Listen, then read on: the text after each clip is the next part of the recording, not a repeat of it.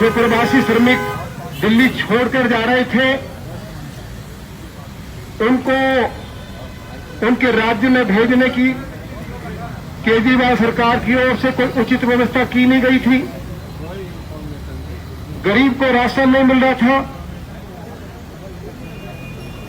दिल्ली के अंदर कोरोना के केसेस बढ़ रहे थे और दिल्ली के डिप्टी चीफ मिनिस्टर ने कहा कि जुलाई आते आते कोरोना केसेस की संख्या 5.5 लाख हो जाएगी और दिल्ली के लोग राशन के लिए गली गली भटक रहे थे। बिजली के नाम पर लूट थी। यह स्थिति थी जब आपने दिल्ली को संभाला। आपने एक एक करके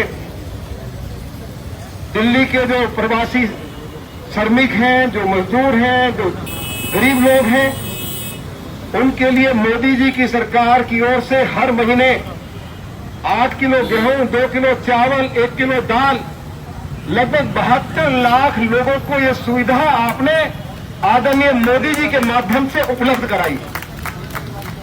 कोरोना महामारी का जो संकट था, प्राइवेट हॉस्पिटल्स लूट रहे थे, हॉस्पिटल्स में मेडिकल स्टाफ नहीं था और सुप्रीम कोर्ट ने यह कह दिया कि दिल्ली सरकार के हॉस्पिटल्स की ऐसी स्थिति है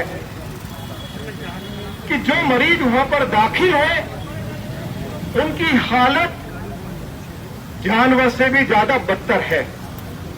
आपने देश के प्रधानमंत्री आदरणीय श्री नरेंद्र मोदी जी और भारत के गृह मंत्री माननीय श्री अमित शाह जी से आग्रह किया कि स्थिति बहुत खराब है और आप इस दिल्ली के मामले में इंटरवीन करें, और आपके आग्रह के बाद दिल्ली में प्राइवेट हॉस्पिटल्स की लूट बंद हुई, मेडिकल स्टाफ उपलब्ध हुआ, नए 20,000 बेड्स बने और टेस्टिंग का काम जोरों से शुरू हुआ।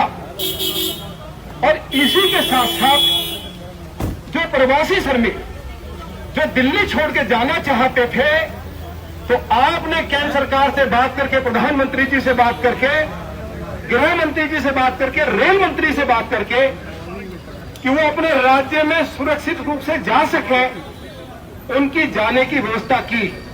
85% केंद्र सरकार ने वो खर्चा वहन किया, 15% उस राज्य ने वो खर्चा वहन किया जिस राज्य में वो गए थे।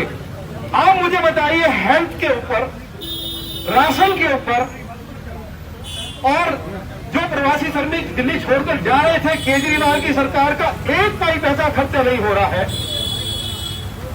और केवल आपकी ओर से जो ये मांग उठाई गई है दिल्ली के लोगों के हित में, ये मांग आदरणीय अध्यक्ष जी हमने एलजी एड्रेस पर हमारे सभी विधायकों ने उठाई थी और हमने पूछा था दिल्ली के मुख्यमंत्री से, रिकॉर्ड पर है कि मुख्यमंत्री जी, आप मुख्यमंत्री बनने से पहले ये कहते थे कि शीला दीक्षित और बिजली कंपनियों के बीच में बड़ी भारी साठ-गांठ है और यदि मैं सत्ता में आऊंगा तो शीला दीक्षित के खिलाफ एफआईआर दर्ज करके उनको जेल भेजूंगा।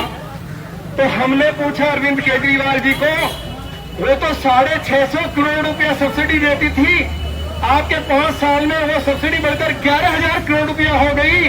तो आप बताइए कि आपको कौन सी जेल में भेजा जाए।